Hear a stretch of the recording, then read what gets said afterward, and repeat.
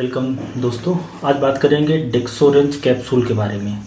Dexorange नाम की syrup भी आती है और कैप्सूल भी आती है। कैप्सूल मतलब खाने की दवाई है। इसके अंदर क्या क्या होता है, कौन सी बीमारियां कौन सी कंडीशन में ये काम आती है, खाते समय क्या सावधानी रखना है, ये दवा कितने की आती है, क्या साइड इफेक्ट हो सकते हैं, ये सब हम लोग जानेंगे इस वीडियो में। तो डेक्सोरेंज कैप्सूल की बात करें तो ये खून बढ़ाने के लिए दवा है। बेसिकली ऐसे लोग जिनमें खून की कमी रहती है, थकान लगती, कमजोरी लगती है, चलते फिरते दौड़ते सांस फूलती है, काम नहीं कर पा रहे हैं, उनके लिए दवा डेक्सोरेंज कैप्सूल बनाई गई है, जिसके अंदर 4 कंपाउंड होते हैं। बेसिकली 2 मिनरल और 1 विटामिन होता है, फोलिक एसिड और विटामिन B12। और मिनरल्स की बात करें तो इसके अंदर 2 मिनरल होते हैं, आयरन और जिंक होता है। अगर इस कंपनी की बात करें, कौन सी कंपनी द्वारा ये बेची जाती है, तो Franco Indian pharmaceutical private limited नाम की कंपनी है जो कि डेक्सोरेंज कैप्सूल बेचती है। एक डेक्सोरेंज जो सिरप आती है उसके अंदर होता है आयरन, विटामिन B12 और फोलिक एसिड। और ये जो कैप्सूल है उसमें iron, vitamin B12, folic acid के साथ में जिंक आ जाता है। तो ये दोनों के बीच में थोड़ा सा डिफरेंस है। बाकी जो कंपनी है सेम है और बाकी चीज़ें लगभग सेम है। तो इसके अंदर क्या क्या होता है, अगर 3-4 चीज़ों की बात करें तो एक तो विटामिन B12 है, साइनेकोबालामाइन बोलते हैं, ये 7.5 माइक्रोग्राम होता है एक टैबलेट में। फेरिक अमोनियम साइट्रेट जिसको हम लोग आयरन बोलेंगे वो 160 मिलीग्राम रहेगा।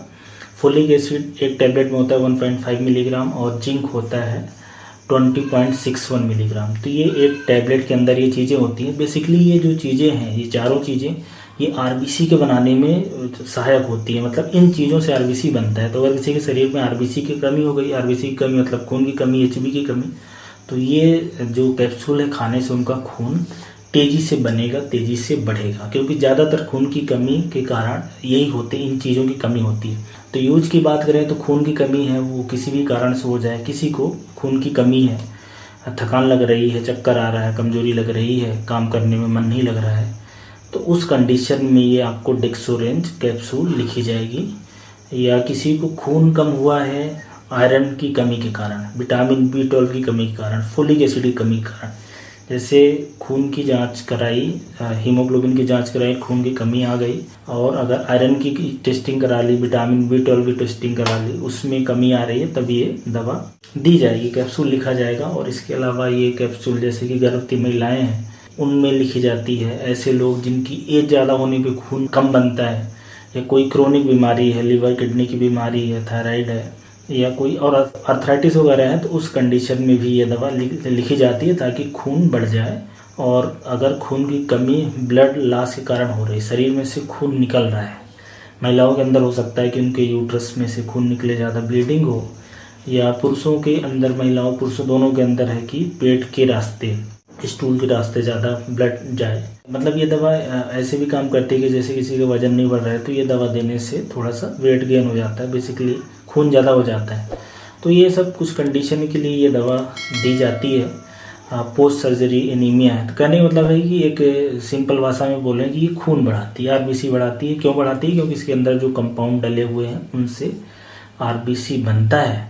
अब ये कैप्सूल अगर कोई खा रहा है तो उससे क्या साइड इफेक्ट आएंगे उसकी बात करें तो ये आप माने कि ये जो कैप्सूल है ये मल्टी विटामिन, मल्टी मिनरल है। तो जो रिकमेंडेड डोज है, जितना डोज में आपको बताया गया है, चाहे नॉर्मली इसकी डोज एक सुबह एक शाम या दिन में एक, इतना ही रहती है। इतना आप खाएंगे तो समझिए कि आपको कोई प्रॉब्लम नहीं आएगी। कुछ 2-4% लोगों को आएगी, वो इतनी हल्की समस्या है कि उसमें उनको घबराने की जरूरत नहीं हो, अपने आप समस्या ठीक हो जाएगी।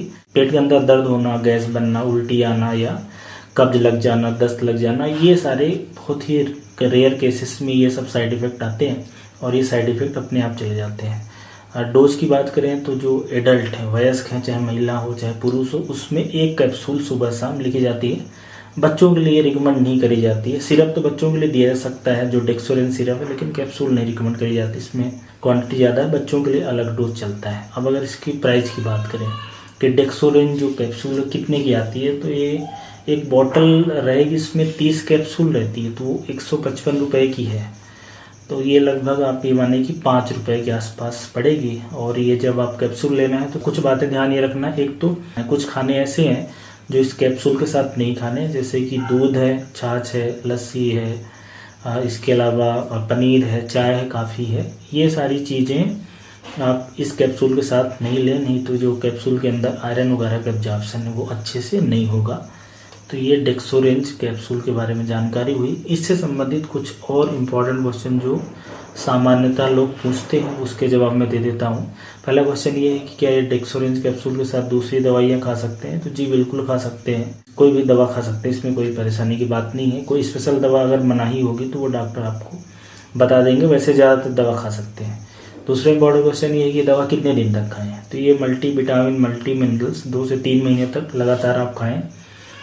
1 आध महीने के लिए गैप करके फिर दोबारा से खा सकते हैं। वैसे जब आपका खून बढ़ जाएगा तो आप इसको बंद करते हैं। जिसके लिए लिखा गया है, जब वो चीज़ पूरी हो गई, वो बीमारी ठीक हो गई, जैसे खून की कमी के लिखा गया था, आपका हीमोग्लोबिन 8, 9, 10 ऐसा कुछ हो गया था, 1-2 महीने खाने के बाद जैसे ही 12 हीमोग्लोबिन हो जाता है, 12, 12.5, 13, तो आप इसको बंद करें।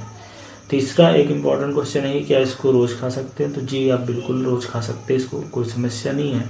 और एक और इम्पॉर्टेंट क्वेश्चन है जो लोग एक्सपीरियंस करते हैं कि ये कैप्सूल खाने से जो लेटरिन है वो काली हो रही है, ब्लैक स्टूल हो रहा है, तो ये आयरन जो इसके अंदर होता है उसकी वजह से होता है। तो इसलिए आप ना घबराएं, मतलब कि कोई बीमारी नहीं हो गई है, बल्कि जैसे कैप्सूल बंद हो जाएगी वैसे ये समस्या भी ठीक हो जाएगी। ये नॉर्मल चीज़ है, कहने का मतलब ये है। और एक क्वेश्चन ये रहता है क्या गर्भावस्था या जो लैक्टेटिंग वुमेन है वो ले सकती हैं? तो जी बिल्कुल ले सकती हैं। तो ये जो डेक्सोरेंज कैप्सूल है ये भी काफ़ी एक कॉमन कैप्सूल है, मतलब काफ़ी फ्रिक्वेंटली यूज होती है इंडिया में बात करें तो उसके बारे में महत्वपूर्ण जानकारी थी। अब आप समझ गए होंगे कि इसके अंदर क्या होता है, ये कैसे खून बढ़ाती है, कौन सी कंडीशन में लिखी जाती है और आपको क्या सावधानी रखना है। उम्मीद है वीडियो ये हेल्पफुल होगा। Thank you.